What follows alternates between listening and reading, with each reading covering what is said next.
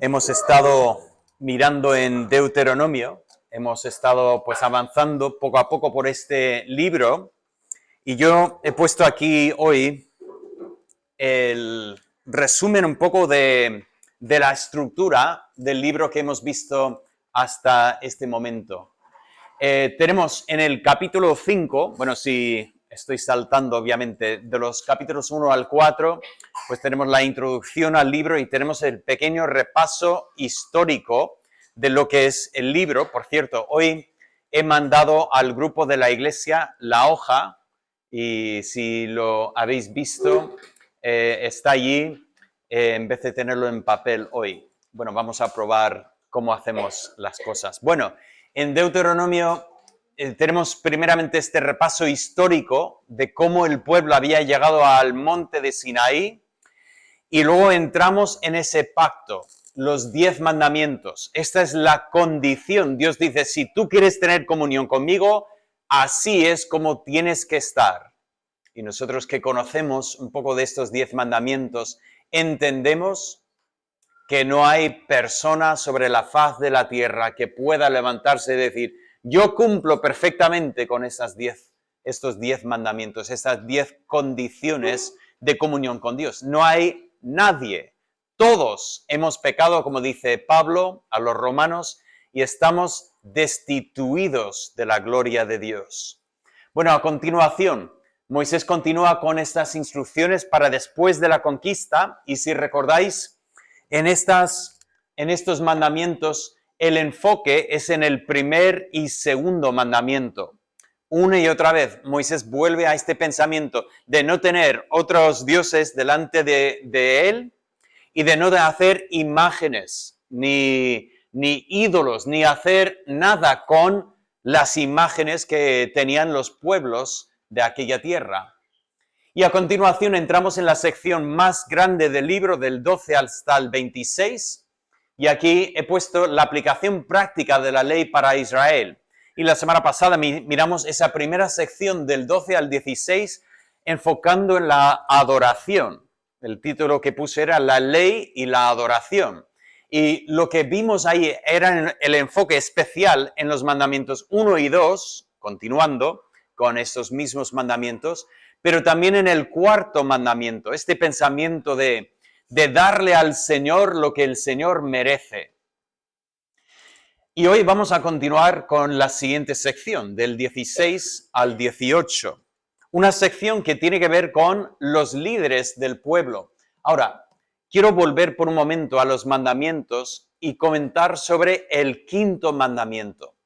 Muchos han llamado el quinto mandamiento el mandamiento bisagra. ¿Vale? ¿Qué es una bisagra? Una bisagra, pues, coge dos piezas y une las dos piezas. Todos tenemos en casa puertas y estas puertas tienen bisagras. Si quita las bisagras, ¿qué pasa con la puerta? Pues se cae la puerta. Necesita la bisagra. La bisagra es el punto de unión entre lo que es el marco y la puerta. Y llamamos este mandamiento el mandamiento bisagra. ¿Por qué? Bueno, si entendemos que los primeros 4 mandamientos, no tendrás otros dioses delante de mí, no te harás imagen ni escultura a estos dioses, guardarás el nombre del Señor y luego después guardarás el día del Señor. Cuando nosotros pasamos a los últimos mandamientos, el mandamiento 6, 7, 8, 9, 10, entendemos que tiene mucho que ver con nuestra relación con los prójimos. No matarás, no cometerás adulterio, no hurtarás, no darás falso testimonio y finalmente no codiciarás. Y en medio, ese quinto mandamiento hace un poco de bisagra. ¿Por qué? Bueno, en primer lugar decimos, bueno, tiene que ver con nuestra relación con los prójimos. Honra a tu padre y a tu madre. Los primeros prójimos que tenemos son nuestros padres. Pero si paramos un momento a pensar, ese principio que tenemos en ese quinto mandamiento no solo está limitado a lo que es el honor a los padres, sino que también existe este aspecto vertical aquí también. porque después de todo, nuestra relación con nuestros padres muchas veces refleja nuestra actitud en cuanto a nuestra relación con Dios. Muéstrame una persona que no honra a sus padres, una persona que desprecia a sus padres, y casi lo doy por hecho que esta persona no respeta ni mira a Dios. Si una persona no puede respetar a la autoridad que Dios ha puesto sobre él en el hogar, difícilmente podrá respetar la autoridad de Dios que está sobre su vida. Pero no solo eso, sino que cuando miramos esta palabra, honra a tu padre y tu madre, como Jehová tu Dios te ha mandado, para que sean prolongados tus días y para que te vaya bien sobre la tierra que Jehová tu Dios te da. Ese mandamiento no solamente tiene que ver con Dios, sino que cuando miramos cómo Pablo trata esto en los evangelios, notamos que realmente afecta todas las relaciones. O sea, cuando en las epístolas Pablo habla del hijos, obedecer a vuestros padres en el Señor, porque esto es justo. Cuando habla a los hijos, enseguida continúa, ¿y qué hace? Bueno, he hecho un dibujo aquí. Creo que voy pillando, creo que es el ángulo que, bueno, no sé. Yo empiezo con yo y mi ámbito familiar aquí. Que bien, empezamos por ahí. Pero Pablo enseguida pone el ámbito laboral y habla a los esclavos y dice, esclavos, también honrad a vuestros amos, obedeced a vuestros amos. Y a veces quizás hemos cogido esto demasiado reducido para decir, bueno, solo está hablando con esclavos y puesto que no soy esclavo, pero creo que hacemos bien en entender que, oye, hay autoridades en nuestra vida que al final debemos aceptar como de parte de Dios. Y hacemos bien, aunque no seamos esclavos, en honrar a nuestros jefes. Ahora, tenemos que tener cuidado con este pensamiento. Está diciendo que si tu jefe te dice que tienes que mentir, que debes mentir. No, no estamos diciendo esto. Estamos diciendo siempre bajo una autoridad superior.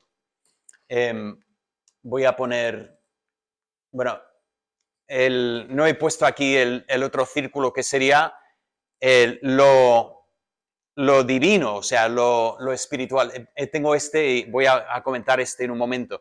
Pero obviamente en ningún momento debemos desobedecer a Dios para poder obedecer a un jefe. Lo mismo digo en cuanto a los padres. Si un padre está pidiendo que su hijo haga algo que es en contra de la ley de Dios, es muy difícil, pero un hijo con honor debe resistir. ¿Por qué? Porque la autoridad superior es la autoridad divina. Pero en el último círculo que he puesto aquí, tengo también en el ámbito cívico, o sea, lo civil. Y aquí también entendemos que la Biblia nos manda que respetemos, que honremos a los que tienen autoridad sobre nosotros. Tengo que decir que es una de las cosas más difíciles para nosotros.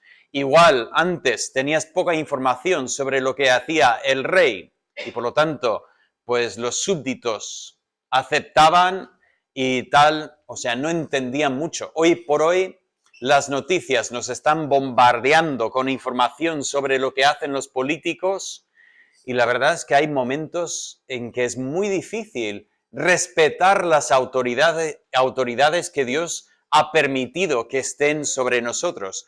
Pero creo que el pensamiento es muy importante que lo tengamos en cuenta y busquemos respetar. No significa que tenemos que estar de acuerdo con todo lo que hacen los políticos. No significa que no podamos reconocer lo que hacen los políticos que es en contra de la palabra de Dios en primer lugar y de lo que es contraproducente para la vida, pero tenemos que aprender a hacerlo con el respeto debido. ¿Por qué? Porque todo esto de alguna manera refleja si estamos realmente honrando y respetando la autoridad de Dios en nuestra vida. Por lo tanto, digo que el quinto mandamiento es un mandamiento bisagra porque tiene un aspecto vertical y también un claro aspecto horizontal. Y en esa sección, aunque realmente esa sección Moisés no enfoca en lo que es el ámbito familiar, no está hablando tanto aquí, tampoco está hablando de lo laboral, realmente coge lo que es el tema de lo cívico y habla de los jueces, de los reyes, de los profetas, de los sacerdotes, habla de diferentes autoridades en la vida y todo proviene de este pensamiento. Honra a las autoridades que Dios ha puesto en tu vida.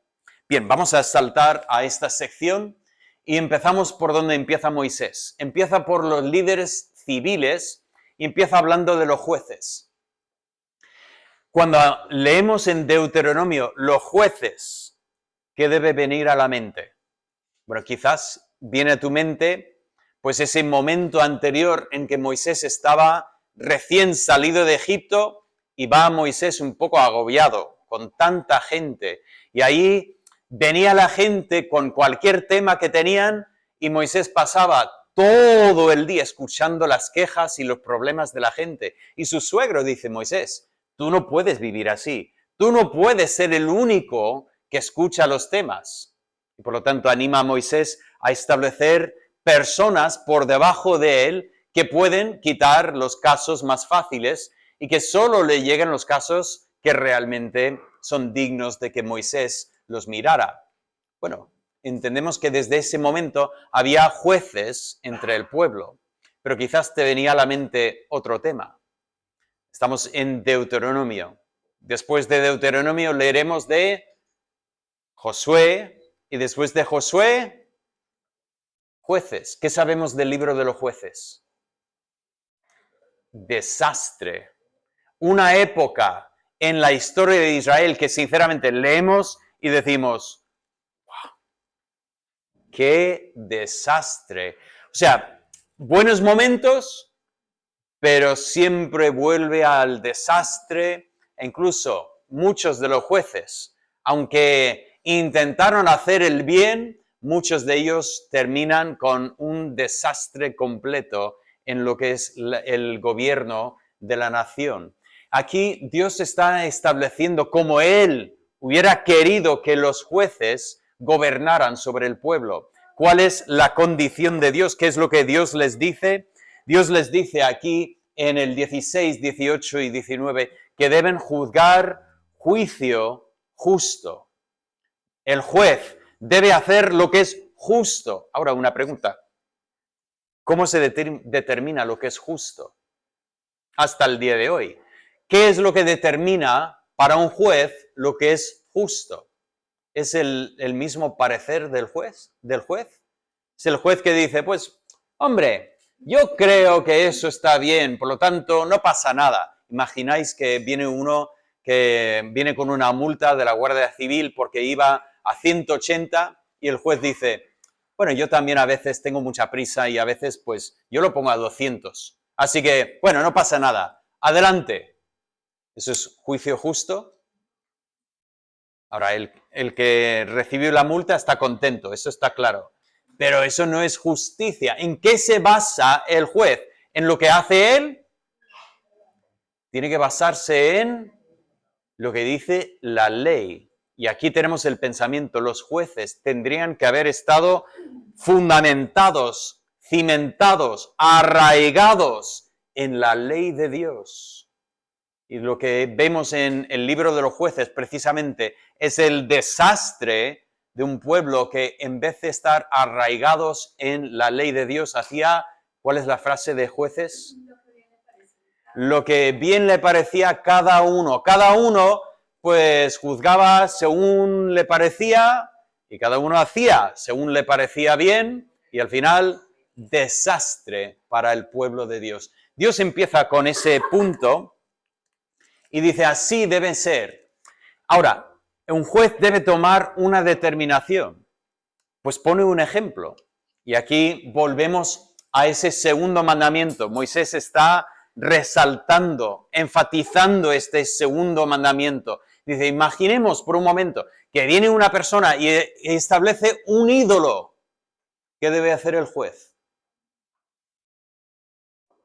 Y si la persona dice, no, es un ídolo, pero es un ídolo para Jehová, para Dios. Y el juez dice, bueno, si es para Dios, entonces, pues, no sé, supongo que a lo mejor puede... No. Dice, debe actuar según la ley. Y Moisés dice, esa persona debe morir. La pena de muerte para una persona que se desvía y busca desviar a otros detrás de él. Tenemos ese pensamiento de un ejemplo difícil, pero así es como tiene que ser. Tiene que seguir la ley de Dios. Hay que mantener delante del pueblo lo que Dios ha dicho.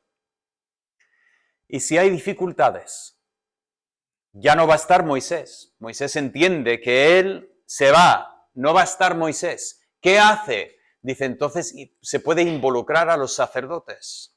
Es interesante que hay una división de poderes en este caso.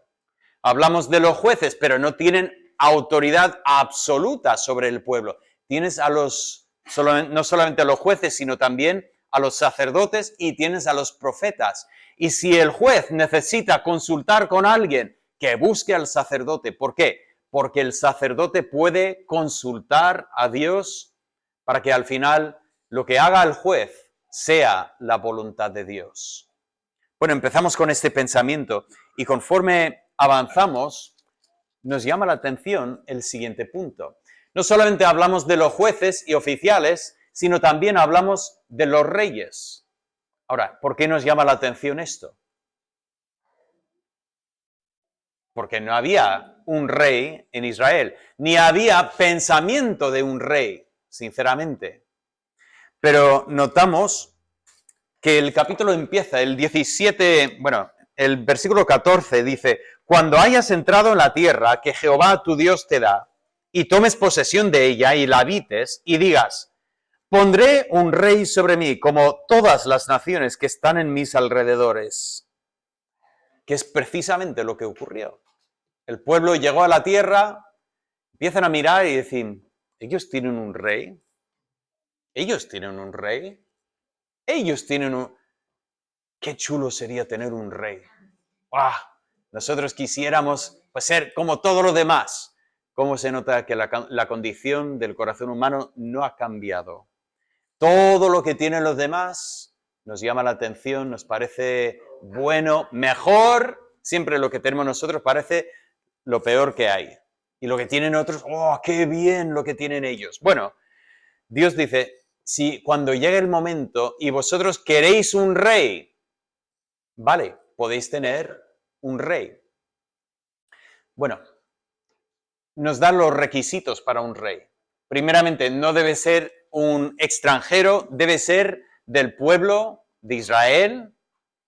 Y empieza a dar instrucciones para este rey. Las instrucciones son cosas que debe evitar. ¿Cuáles son las cosas que debe evitar este rey? Dice el versículo 16.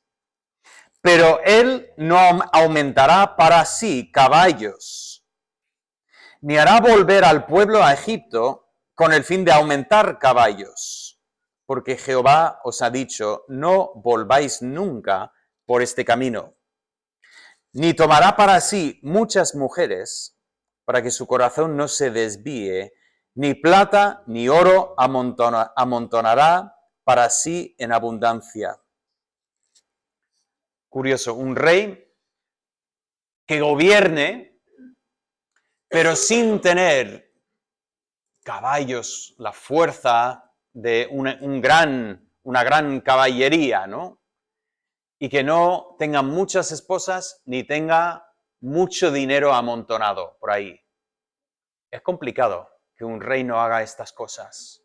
Y cuando llegamos a los libros de primero y segundo de Samuel, primero y segundo de Reyes, luego después repasamos todo en primero y segundo de Crónicas, ¿qué es lo que encontramos? Reyes que tenían muchas mujeres, reyes que habían amontonado oro y plata, reyes que hasta ese pensamiento de hacer vínculo con Egipto. Y de hecho, el rey que realmente falla en todos estos puntos, ¿quién es? Salomón. Se casó con la hija de Faraón, tuvo todo el poder de estos caballos y tuvo muchas otras esposas y efectivamente se desvió su corazón detrás de los dioses de ellos. Curioso que Dios advierte y este tercer rey de Israel, Saúl, David, Salomón, ese tercer rey de Israel es como si no hubiera leído nunca este pasaje. Pero lo más curioso de todo es lo que viene detrás. El tercer punto, los deberes de un rey. ¿Qué debe hacer este rey? Y dice, un rey debe hacer lo siguiente, debe coger esta ley y escribir una copia para sí. Recordemos que no tenían fotocopiadora, no había forma de apretar el botón y salía la copia. Entonces, el rey tenía que hacer su propia copia de todos los días, coger y decir, vale, ya, sí, y hacer una copia a mano de esta ley de Dios. ¿Para poder hacer qué? Para poder leer diariamente en la ley. ¿Por qué? Porque igual que los jueces, el rey tendría que estar fundamentado en una base, no en lo que le parece bien a él, sino en lo que Dios ha dicho. Y por lo tanto, el rey debe hacer su propia copia y leer diariamente. ¿Con qué fin? Con el fin de evitar el orgullo, para no tener ese orgullo que nos viene. Cualquier persona que logra la fama, cualquier persona que logra el éxito extremo, el ataque es constante para ese orgullo. Y dice, mira, la forma de evitar el orgullo es estar en la palabra, estar en lo que Dios ha dicho. Y no solo eso, sino también aprender a temer a Dios, tener esa relación correcta con Dios. Ahora, antes de avanzar, pensemos por un momento, ninguno de nosotros somos jueces, ni tampoco somos reyes. Pero pensad un momento en lo que está diciendo este texto. Todos nosotros tenemos el peligro de llegar a sentir este orgullo, de pensar que desde nuestra perspectiva sabemos más que todo lo demás. Es un ataque bastante común. Siempre nos parece que sabemos un poquito más que los demás, por lo menos. Que nuestra perspectiva es la correcta, los demás van un poco fallados. ¿Cuál es la solución para nosotros para evitar ese orgullo?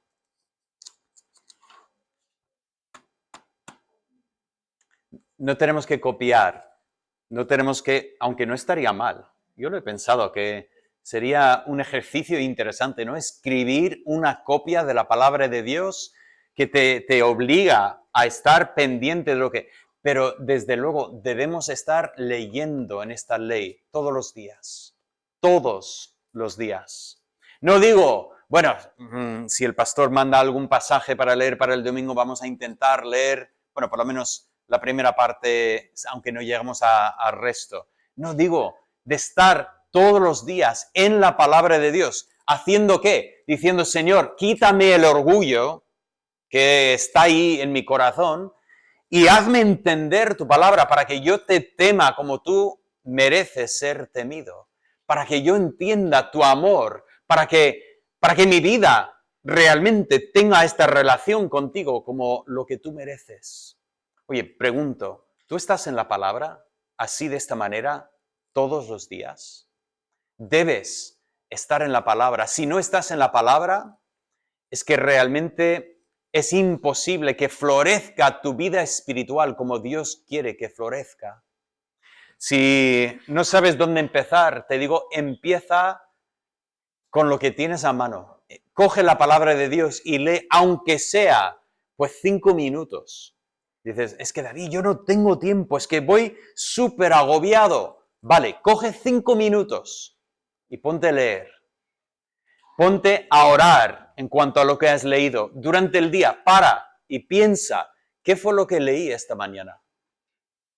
Qué triste. A veces paramos y nos hacemos esta pregunta y no tenemos ni idea de lo que hemos leído. Pues vuelve a coger la palabra y a ver lo que leí. Ah, es verdad, es lo que leí. Hacemos un esfuerzo de llenar nuestra mente con la palabra de Dios de forma continua. Aunque no seamos ni rey ni juez, nos conviene hacer lo mismo.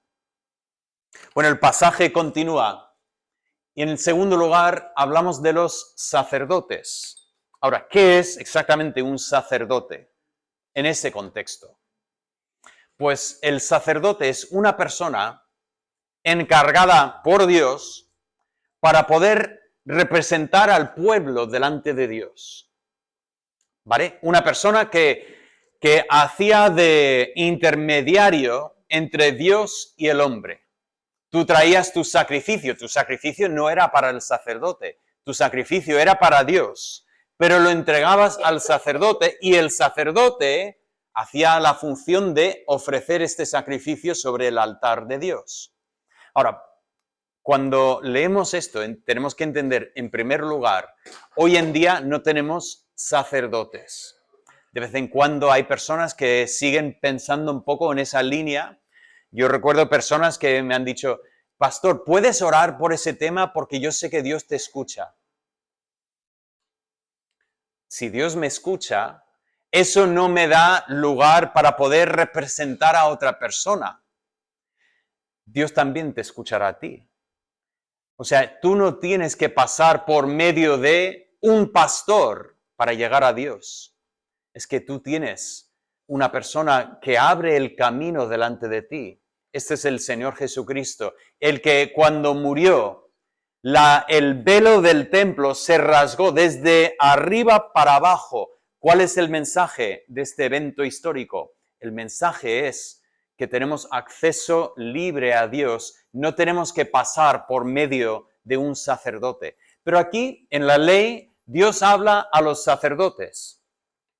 Y habla en dos contextos. Primeramente, la provisión para los levitas que vivían en los pueblos. Recordamos que los levitas no tenían su propia herencia. Ellos estaban repartidos entre los hermanos, entre las tribus, y allí, pues puesto que no podían tener terrenos, tenían que vivir no de su propia cosecha, sino de la bondad de los demás. Y aquí Dios enseña que el pueblo debe sostener a los levitas que vivían entre ellos. De esta manera, vemos ese pensamiento de que debían proveer para los sacerdotes, deberían recibir de ellos y dar para ellos.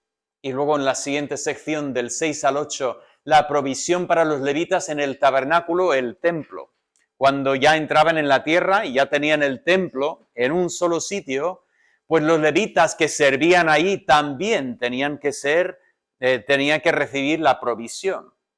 Entonces tenemos un pensamiento bastante corto en cuanto a los sacerdotes, son 8 versículos nada más, pero también tenemos este pensamiento de esas figuras que Dios tiene entre el pueblo. Bueno, voy a avanzar y volveré al pensamiento de los sacerdotes en un momento.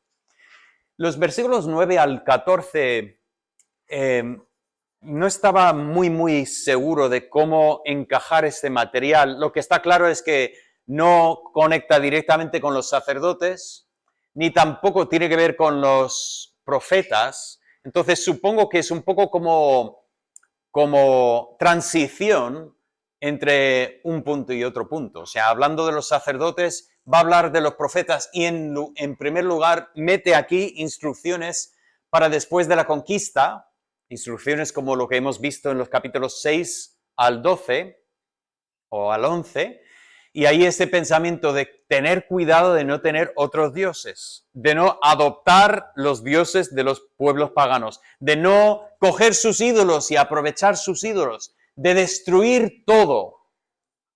Y entonces, obviamente, creo que tiene un vínculo con los sacerdotes y los profetas, porque deberíamos entender que los sacerdotes y los profetas tenían que animar a la gente a nunca caer en este error. Pero con esto llegamos al tema del profeta.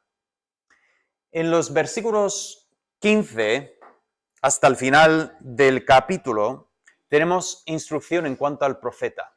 Ahora, si hace un momento hemos definido al sacerdote como el que representa al pueblo delante de Dios, entendemos que el profeta es el que representaba a Dios delante del pueblo. O sea, el profeta es el que hablaba en nombre de Dios para el pueblo, el que anunciaba el mensaje de Dios. Así que el profeta y el sacerdote, digamos que son dos caras de la misma moneda. El sacerdote representa al pueblo delante de Dios y el profeta representa a Dios delante del pueblo. Y efectivamente, a veces tenemos sacerdotes que eran también profetas, pero en otras ocasiones tenemos profetas que no son sacerdotes para nada. Pero aquí el pensamiento no es tanto en cuanto a los profetas en Israel. Sabemos que había muchos profetas en la historia de Israel. Algunos de ellos escriben libros y nosotros tenemos los libros proféticos del Antiguo Testamento. Pero aquí tenemos una promesa que vuelve a Moisés. Porque empezamos a leer aquí y leemos, profeta en medio de ti, de tus hermanos, como yo, te levantará Jehová tu Dios, a él oiréis. Es interesante, empieza igual que el rey. El rey tenía que ser uno entre vosotros, no un extranjero, sino uno del pueblo de Dios. Y aquí encontramos que este profeta va a ser uno entre vosotros, pero va a ser como Moisés. Y dice, Dios lo va a levantar. Y en ese momento nos devuelve a esa parte histórica del libro. Si recordáis, en la parte histórica del libro, cuando el pueblo había llegado a Horeb, Dios convocó al pueblo y el pueblo se acercó delante del monte de Horeb, donde el fuego estaba ya envuelto en lo que es la montaña. Y Dios empieza a hablar con su pueblo. La voz de Dios dice, no tendrás otros dioses delante de mí. Yo no podría hacer la voz de Dios, pero si podemos imaginar una voz que es incómoda escuchar. Y ahí Dios empieza a tronar sobre su pueblo. Esas son las condiciones. Y el pueblo está temblando, literalmente, de tal manera que van a Moisés y dice, Moisés, por favor, sube tú, habla con Dios y luego después bajas tú y nos dices lo que Dios ha dicho, porque no podemos escuchar la voz de Dios. Lo curioso es que aquí lo vuelve a repetir igual que había dicho en el capítulo anterior, cuando nos había contado esto, en el 5, 22 al 33. Dios dice, Moisés, está bien lo que ha dicho el pueblo, está bien. Ahora, yo ya compartí con vosotros que me hace reír un poco porque el pueblo dice, nadie puede escuchar la voz y vivir. Sube tú a escuchar la voz de Dios. O sea, es un poco como, si te mueres tú, pues bueno, Moisés tendría que decir, un momento, si nadie puede escuchar y vivir, ¿por qué me mandáis vosotros a mí? O sea, vamos a ver aquí. Pero Dios dice, hacen bien en pedir eso. ¿Cómo que hacen bien en pedir eso? Porque realmente Moisés, que escuchó la voz de Dios y bajó y habló con el pueblo, nos dice el texto que Dios hablaba con Moisés cara a cara. Literalmente en el hebreo dice, hablaba boca con boca. O sea, la idea es que directamente no había intermediario entre Dios y Moisés. Moisés escuchaba a Dios hablar y venía y decía, así ha dicho Dios. Y dice, está bien que pidan eso. ¿Por qué? Porque ni tú puedes hacer esto. Yo voy a levantar otro profeta. Un profeta como a ti, como tú, pero un profeta distinto, un profeta que será perfecto, un profeta que realmente va a hablar completamente el mensaje mío, que va a representar a Dios delante del pueblo. Recordamos, Moisés no es el ejemplo perfecto de Dios. Esa historia que aparece varias veces aquí en Deuteronomio y Moisés un poco esquiva y dice, el Señor se enfadó conmigo por culpa de vosotros. No era exactamente lo que pasó. Lo que pasó es que Moisés se enfadó con el pueblo y dejó de reflejar el carácter de Dios. Si recordáis, el pueblo pedía y Moisés se levanta y dice, ¿tenemos que sacar agua de esta roca para vosotros? Pues lo voy a sacar. Y coge la vara y golpea esa piedra y no ocurre nada. Y lo golpea otra vez y sale agua. Y el pueblo, mira agua, qué bien. Pero Moisés no había santificado a Dios delante del pueblo. Moisés en ese momento perdió el control y empezó a gritar en su carne, y eso no es un reflejo del carácter de Dios. Y sin embargo, el Señor Jesucristo vino en cumplimiento de esta profecía. Un profeta como Moisés, de entre los hermanos de la tribu de Judá, nace Jesús, vive entre el pueblo de Israel, cumpliendo todas las profecías. ¿Y en qué momento perdió los papeles Jesús delante del pueblo?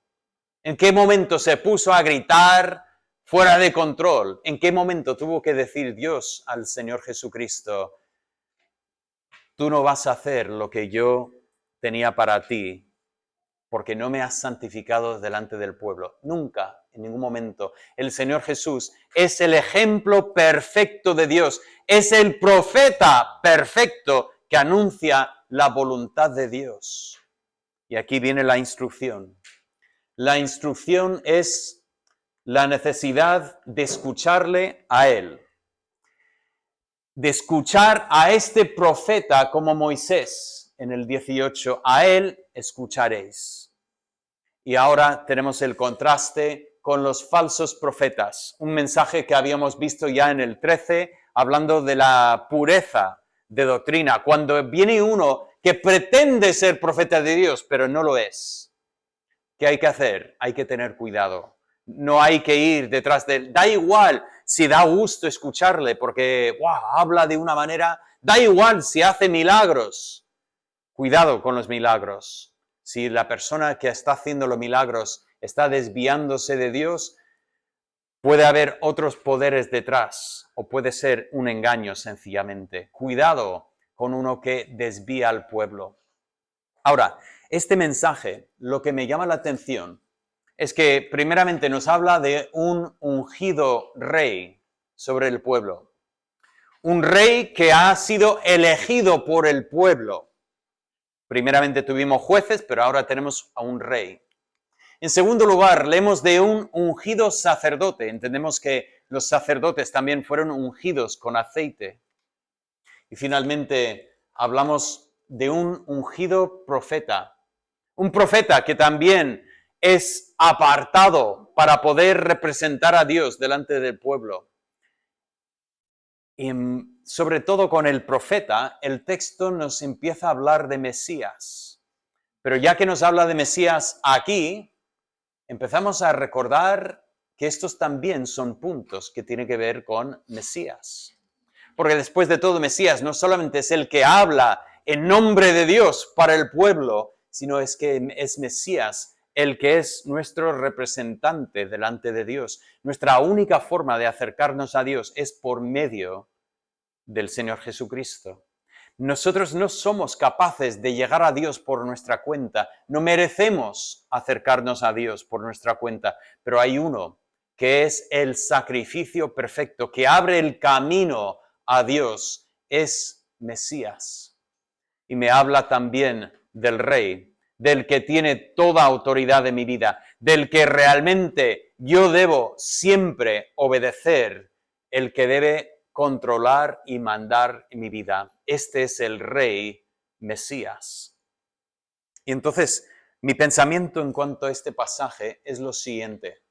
Tengo 3 preguntas que debemos considerar aquí. En primer lugar, ¿estamos dispuestos a someternos al único que tiene derecho de reinar sobre nosotros? Un buen punto para parar un momento a reflejar y decir, estoy dispuesto a decir, Señor, en mi vida mandas tú. Recuerdo cuando estaba haciendo mi examen de conducir, la profesora no iba a clase en mi coche, iba a clase en su coche. ¿Por qué íbamos a clase en su coche? Porque su coche tenía pedales al otro lado. Entonces, si yo empiezo a hacer una cosa rara, ella pisa el freno y yo no puedo hacer lo que me da la gana. O sea, ella tiene controles de su lado. Yo siempre he pensado que si compráramos un coche así para nuestra familia, podría ser un peligro muy grande. No, pero igual podría también ser de beneficio, porque a veces igual tengo el sol en los ojos, no veo, miro en esa dirección y sale una persona en la calle y menos mal mi esposa pega un grito y dice, ¡David! Y yo, cuando ella grita así, yo piso el freno. No digo, ¿qué? No, piso directamente. Pero yo recuerdo que le dije, la profesora me preguntaba, dice, ¿en tu país cómo funciona eso del carnet? Entonces le estaba explicando un poco y digo, bueno, tú vas en tu coche. Y dice, espera. ¿Tú vas en tu coche? Digo, sí. Pero una persona monta contigo en el coche y tú no tienes carnet todavía. Digo, no, pero vas a sacar el carnet. Dice, yo no subo en un coche donde no tenga pedales en este lado. Eso fue ahí se plantaba. Dice, yo no subo a un coche donde no tenga controles a mi lado. Digo esto porque sospecho que muchas veces nosotros podemos caer en esa misma actitud. Sí. Le dejo a Dios conducir. Siempre y cuando yo tengo pedales a mi lado. Siempre y cuando yo puedo frenar si no me gusta la dirección en que va. Puedo hacer algo para también mantener el control. Pero ese no es el tema. El tema es que debemos someternos al Mesías, al que tiene toda autoridad para reinar en nuestras vidas. Habrá momentos en que Él nos lleva a hacer cosas que no podemos entender ni ver por dónde van a salir. ¿Estamos dispuestos a obedecer? Es un punto importante para nosotros decir, Señor, estoy dispuesto a obedecer tu voluntad, no la mía. Así nos enseñó Jesús a orar en Getsemaní. Señor, hágase tu voluntad, no la mía, sino la tuya en todo momento. En segundo lugar, hago la pregunta, ¿estamos dispuestos a entregarnos al que nos representa ante el Padre? El texto enfoca de esta manera, que debían proveer para los sacerdotes que vivían entre ellos. Debían entregar para estos sacerdotes. Y la pregunta es, ¿estamos dispuestos a entregar al que es nuestro sacerdote? Realmente decir, Señor, tienes todo lo mío. Estamos dispuestos a decir, mira, de lo que el Señor me da, Él puede controlar para sus propósitos. O más bien lo tenemos como un presupuesto. Señor, yo te dedico el porcentaje y con eso tienes que contentarte. Pero el resto es mío para hacer mis propósitos. Qué bonito cuando aprendemos a poseer con la mano abierta. Es decir, sí, el Señor me ha dado, pero cuando el Señor quiera quitarme, suyo es y lo acepto como su voluntad. Y en tercer lugar, estamos dispuestos a escuchar al que nos habla y dirige en el camino del Padre. Vendrá este profeta, vino el profeta, y dice, a él oiréis. Estamos dispuestos a realmente escuchar su voz y dejar que él haga su voluntad en nuestras vidas. Me encanta este pasaje porque vemos aquí realmente ese tema de Mesías. Eso es el gran tema y siempre que lo encontramos, cuando vemos el hilito de Mesías que pasa por todo el Antiguo Testamento, es precioso. Y aquí esta es la sección del libro en que veo tan claramente ese hilito del Mesías, el que es el perfecto rey, el gran sacerdote y el profeta para su pueblo. Así que tenemos esa bendición de tener ese Mesías y podemos nosotros obedecer, escuchar y someternos ante su voluntad. Padre, damos gracias por el Señor Jesucristo, por lo que significa para nosotros. Y la ley, como hablamos al principio de estos mensajes, la ley hace esto, la ley nos permite ver a Cristo, nos lleva a Cristo, es nuestro ayo que nos revela a Cristo. Reconocemos que no respetamos las autoridades en nuestra vida muchas veces. No hemos sido hijos perfectos con nuestros padres, tampoco hemos respetado las otras autoridades que has establecido en nuestras vidas. Y tristemente muchas veces no reconocemos, no honramos a ti como nuestro Dios. Perdónanos, Padre, y ayúdanos a escuchar mejor tu voz para obedecerte en toda tu voluntad. Pido, Señor, que tú seas glorificado en nosotros. En el nombre de Cristo Jesús. Amén. Vamos a volver a cantar